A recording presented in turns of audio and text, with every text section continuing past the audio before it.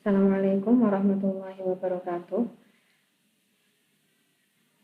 Untuk pembelajaran kali ini, Bu Arda akan menjelaskan tentang penjelasan hukum idgham yang sudah kalian catat pada pertemuan-pertemuan sebelumnya. Kali ini Bu Arda sifatnya hanya menjelaskan ulang. Yang pertama adalah hukum idgham, pembagiannya itu sendiri. Seperti yang sudah kalian catat, pembagian hukum idgham ada 3 ya. Yang pertama, idgham mutamasilain. Yang kedua, idgham mutaqoribain. Dan yang terakhir atau yang ketiga adalah idgham mutajanisain. Ini adalah merupakan pembagian hukum idgham. Jadi kalau misalnya Bu Arda tanya, hukum idgham dibagi menjadi berapa? Jawabannya ada 3. Yang pertama, idgham mutamasilain. Yang kedua, idgham mutaqoribain. Dan yang ketiga, idgham mutajanisain. Untuk pengertian masing-masing dari pembagian tadi, yang pertama, idgham mutamasilain. Pengertiannya, huruf sukun ketemu huruf kang sami makhraj lan sifate. Nah, yang bawah itu ada keterangannya dalam bahasa Indonesia. Idgham mutamasilain adalah apabila ada huruf sukun bertemu dengan huruf yang sama makhraj dan sifatnya.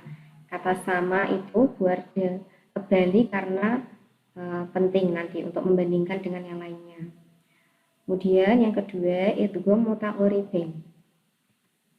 Pengertian idgham mutaqoribain, huruf sukun ketemu huruf kang parek makhraj lan sifate.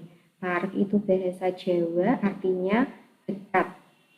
Nah, pengertian menurut bahasa Indonesianya, idgham mutaqoribain ialah huruf sukun bertemu huruf yang berdekatan makhraj dan sifatnya. Perhatikan antara nomor 1 dan nomor 2. Kalau yang atas itu sama makhraj dan sifatnya, yang nomor 2 berdekatan makhraj dan sifatnya. Ini akan memudahkan anak-anak untuk menghafalkan pengertiannya.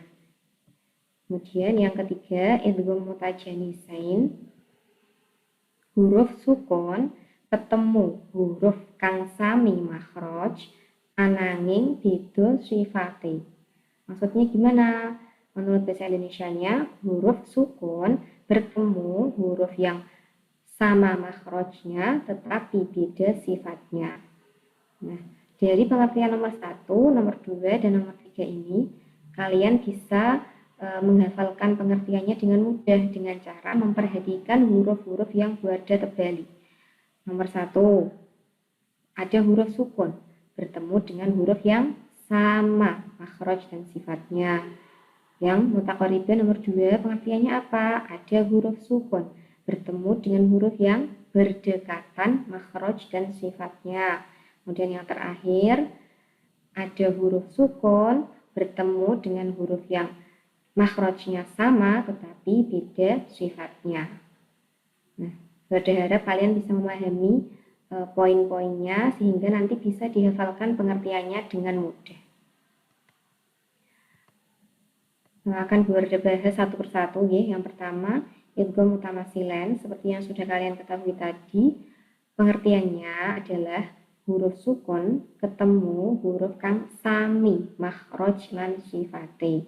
Nah, nanti untuk kalian terapkan mencarinya, kemarin sudah ya. Bu Arda ulang saja.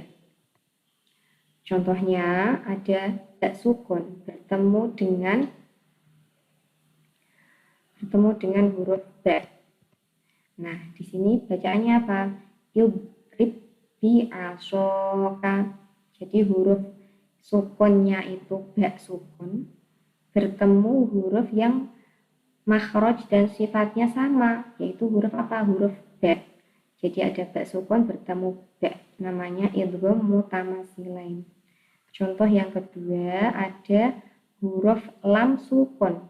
Huruf lam sukun itu bertemu dengan huruf yang makhraj dan sifatnya sama dengan huruf tersebut. Huruf apa? Huruf lam. Bedanya yang depan disukun, yang belakang tidak disukun atau berharokat. Contohnya, bala yakhafuna. Kemudian yang ketiga, dal sukun bertemu dal. Udkhulu. Kemudian dal sukun bertemu dal. Idhaba.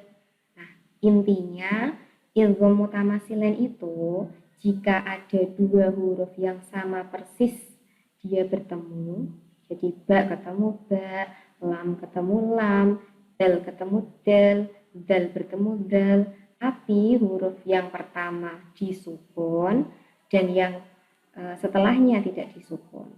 Ba yang pertama disukun, ba yang kedua berharokat. Kalau di dalam contoh itu harokatnya kasroh. Lam sukun bertemu lam. Dal sukun bertemu dal sukun bertemu dal, dan seterusnya. Yang kedua adalah idgham mutaqaribain, yaitu huruf sukun ketemu huruf kang par makhraj lan sifati. Parak itu artinya berdekatan. Jadi ada huruf yang disukun bertemu dengan huruf yang berdekatan, makhraj dan sifatnya. Di sini contohnya ada dua. Yang pertama ada lam sukun bertemu ro. Kalau di tulisannya ul robbi. Nah, bacanya bukan ul robbi, tapi cara membacanya yang paling sebelah kiri itu ya, bacanya bukan ul robbi tapi ur robbi. Nah, kalau nulis kul robbi tapi cara membacanya ur robbi, itu adalah lam sukun bertemu dengan huruf ro. Kemudian yang kedua, qaf sukun bertemu huruf kaf. Contohnya alam nakhluqkum. Nah, bacanya nakhluqkum, tapi tulisannya alam nakhluqkum. Bisa membedakan ya.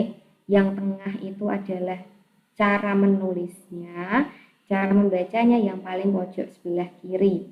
Alam nakhluqkum, qafnya dihilangkan seperti kafnya ada dua.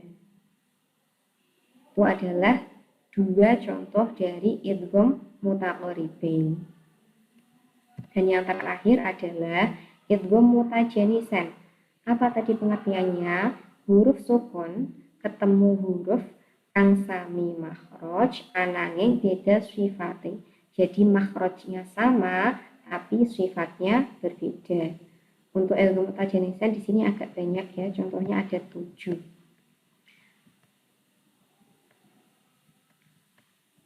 Nah, kalian perhatikan yang kolom yang pertama ke bawah. Itu nanti kalian cara menghafalkannya mudah. Dari 1, 2, 3, 4, 5, 6, 7. Yang pertama ada tak sukun ketemu dal. Nah, belakangnya dal bisa. Nanti yang nomor 2 ganti dalnya dulu. Dal sukun bertemu tak. Nah, yang belakang tak. Sekarang ganti tak dulu yang depan. Tak sukun bertemu to. Bawahnya gantian. To sukun bertemu tak. Dan seterusnya sampai bawah ya, nanti dihafalkan. Nah, untuk cara membacanya, Borja mulai dari yang pertama. Tak sukun bertemu huruf dal. Perhatikan kolom yang tengah itu af'ulat da'awallahi. Cara membacanya, taknya seolah-olah hilang, setelah lam langsung dal. Af'ulat da'awallahi. Cara membacanya. Kalau menulisnya berarti kolom yang tengah itu. Nomor 2, contoh yang kedua, dal sukun bertemu tak. Contohnya apa? Laqad tabe. Itu tulisannya. Cara membacanya, dalnya seolah-olah hilang, qafnya masuk ke tak. Laqad tabe. Yang ketiga, tak sukun bertemu bo.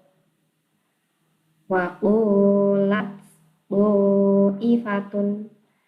Cara membacanya, taknya hilang, seolah-olah taknya hilang, lamnya masuk ke bu. Waqulat ifatun.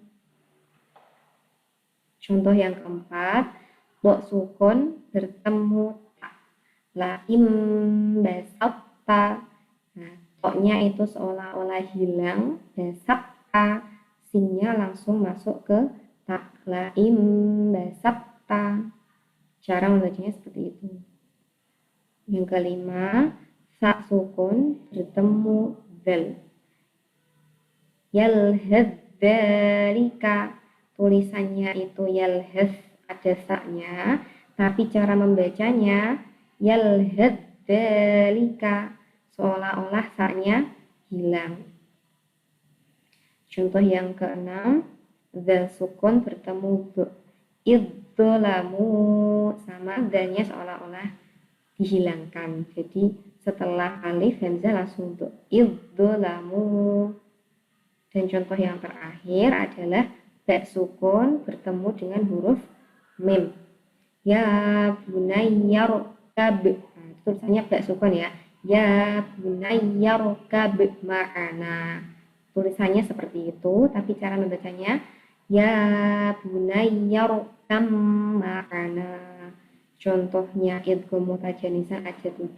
Nanti pelan-pelan bisa kalian hafalkan.